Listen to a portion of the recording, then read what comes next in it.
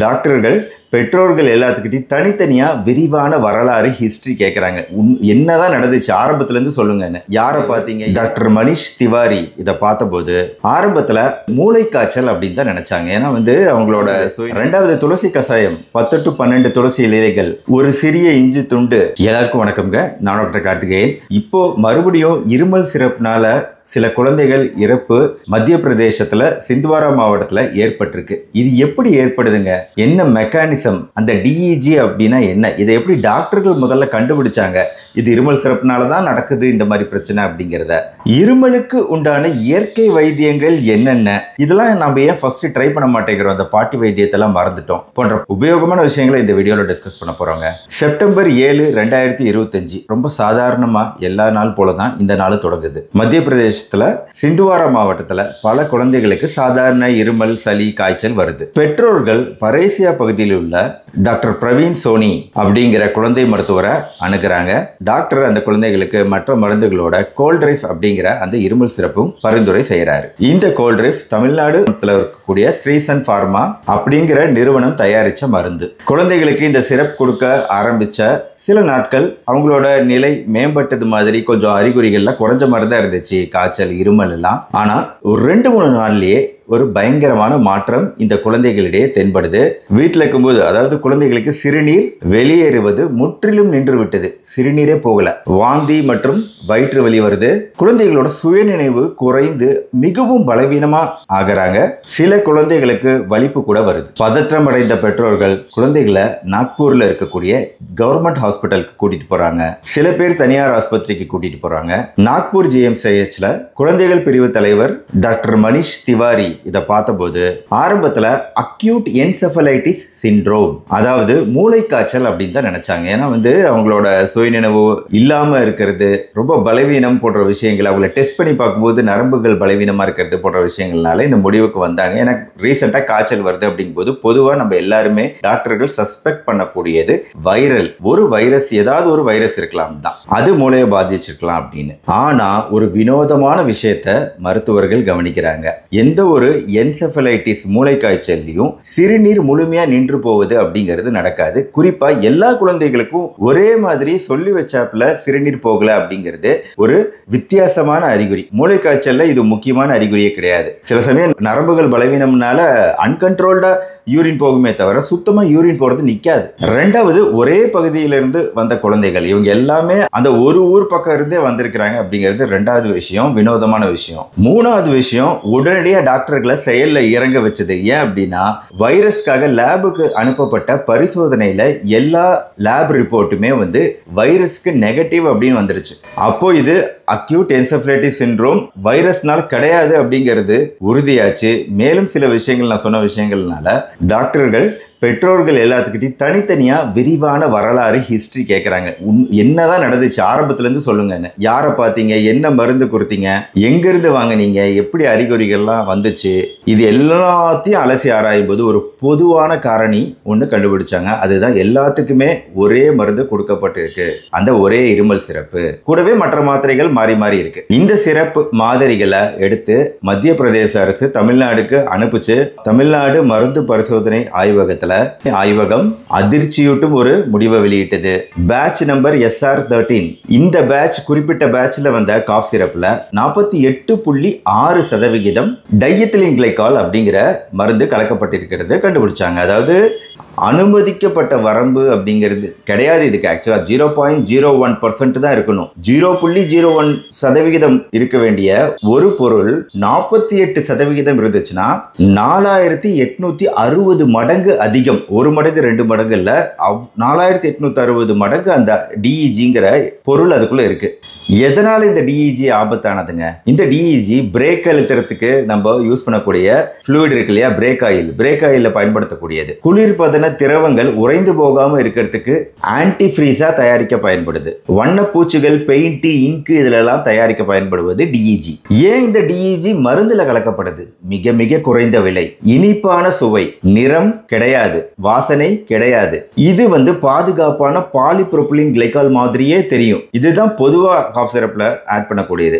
அதுக்கு பதிலா இதை ஆட் பண்ணிட்டாங்கன்னா இதான் பிரச்சனை. இந்த டிஇஜி சிறுநீரகங்களை அழிக்குது, மூளை நரம்புகளை பாதிக்குது, இதயத்தை பாதிக்குது, ரத்தத்தோட அமிலத்தன்மையை அதிகரிக்குது. டிஇஜி உடல்ல என்ன கெமிக்கல் ரியாக்ஷன் நடக்கும்னா, ஃபர்ஸ்ட் காஃப் சிரப் சாப்பிட்டோம்னா டிஇஜி உடம்புக்குள்ள போகுது. ரெண்டாவது ஸ்டெப், இந்த டிஇஜி கல்லீரல்ல 2 வேதிப்பொருளா மாறும். கிளைகாலிக் ஆசிட், ஆக்சாலிக் ஆசிட் 2 வேதிப்பொருள்களா மாறும். அப்புறம் கால்சியம் ஆக்சலேட் படிமங்கள் உருவாக ஆரம்பிக்குது.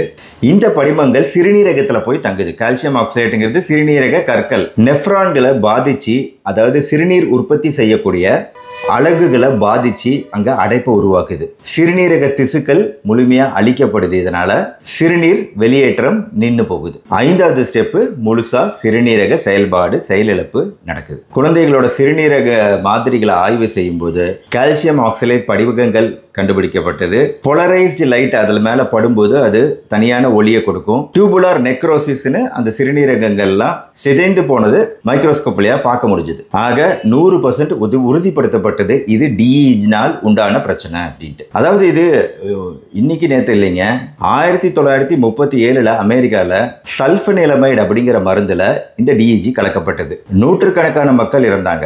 அப்புறம் தான் food drug and cosmetic act 1938 அப்படின்னு சொல்லிட்டு அமெரிக்காலேயே உருவாச்சு. 1990-96 ஹைட்டி, நைஜீரியா போன்ற ஆப்பிரிக்க நாடுகள்ல இருமல் சிறப்பு, பாராசெட்டமால் சிறப்பு எல்லாம் இந்த டிஇஜி கலக்கப்பட்டது. நூற்றுக்கணக்கான குழந்தைகள் என்ன காரணம்னே தெரியாம இறந்தாங்க. இப்போ ரீசெண்டா 2022 காம்பியா, இதை கொடுத்து நான் வீடியோ வெளியிட்டு இருக்கேன். இந்திய நிறுவனம் ஒன்று தயாரிச்ச இருமல் சிறப்பு தான். 70க்கும் மேற்பட்ட குழந்தைகள் இறந்தன. இப்போ 2025 இந்தியாவில் நம்ம ஊர்ல நடக்குது. நம்ம தயாரிச்ச பொருள் நம்மளுக்கே வினையை கொடுக்கிறது.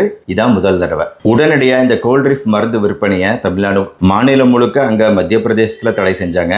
வழக்கம் போல இழப்பீடுகள் அது ஒரு பக்கம் போகுது. இன்னொரு பக்கம் இந்த ஃபார்மா கம்பெனி மீது இப்ப வழக்கு போட்டிருக்காங்க. இன்னும் முடிவு தெரியல என்ன ஆச்சுன்னு. இது நடந்த உடனே கேரளா, மகாராஷ்டிரா, ராஜஸ்தான் இங்க எல்லாத்துலயுமே கோல்ட்ரிஃப் மருந்து விற்பனைக்கு தடை விதிச்சிட்டாங்க. சிடிசிஎஸ்ஓ மருந்து தரக்கட்டுப்பாடு நிறுவனம் பல காஃப் சிறப்பு இதே மாதிரி எடுத்து மாதிரிகளை பரிசோதனை செய்யறாங்க. 19க்கும் மேற்பட்ட மருந்துகளை இப்ப ஆய்வுக்கு உட்படுத்தப்பட்டிருக்கு. டாக்டர் பிரவீன் சோனி குழந்தைகள் மருத்துவர் கைது செய்யப்பட்டிருக்கிறார். முதல்ல இருமலுக்கான மருந்து அப்படிங்கிறது இருமல் சிறப்பு. இன்னைக்கு நம்ம நேரடியா போய் மெடிக்கல் ஷாப்ல அண்ணே எனக்கு இருமலா இருக்கு டைரக்டா காஃப் சிறப்பு வாங்கி சாப்பிட்ற பழக்கம் இருக்கு. தயவு செஞ்சு முதல் ப்ரிஃபரன்ஸ் வீட்டு மருத்துவ முறைகளுக்கு கொடுங்க. இருமலுக்கு ரொம்ப சூப்பரா கேட்கக்கூடிய சில விஷயங்கள் இருக்கு. தேன் ஆன்டி மைக்ரோபியல், தொற்றுக்களை குறைக்கக்கூடியது, இரிட்டேஷன் தொண்டையில் இருக்கக்கூடிய கரகரப்பை குறைக்கக்கூடியது, சளியவும் மெல்லிதாக்கக்கூடியது, வெளியே வரத்துக்கு கொஞ்சம் உதவி செய்யும். 1 ஸ்பூன் தேன் சுடுதண்ணியில கலந்து குடிச்சா கூட நல்லது. 2வது துளசி கசாயம், 10 to 12 துளசி இலைகள், ஒரு சிறிய இஞ்சி துண்டு, 4 to 5 மிளகு, 2 கிராம்பு, கொஞ்சோண்டு பனங்கற்கண்டு, 2 கப்பு தண்ணீர், எல்லாத்தையும் ஒன்னா சேர்த்து தண்ணியில கொதிக்க விடுங்க, வடிகட்டுங்க. வெதுவெதுப்பான அந்த தண்ணீரை குடிங்க. இருமல் குறையும். இரவு நேரத்துல இரிட்டேஷன் பண்ணுது அப்படிங்கும்போது ஆரம்ப கட்டத்துலலாம் இந்த மாதிரி வீட்டு வைத்திய முறைகள் சூப்பரா ஹெல்ப் பண்ணும். இஞ்சி அருமையான இருமல் நிவாரணி. 2 ஸ்பூன் இஞ்சி, 2 ஸ்பூன் இஞ்சி சாறு, 2.5 ஸ்பூன் தேன் கலந்து சாப்பிடலாம். பால்ல மஞ்சத்தூள் கலந்து சாப்பிடுறது நல்லது. 5வது ஓமம், 1 ஸ்பூன் ஓமம் 1 கப் தண்ணீர்ல கொதிக்க விட்டு வடிகட்டி குடிங்க, கேட்கும்.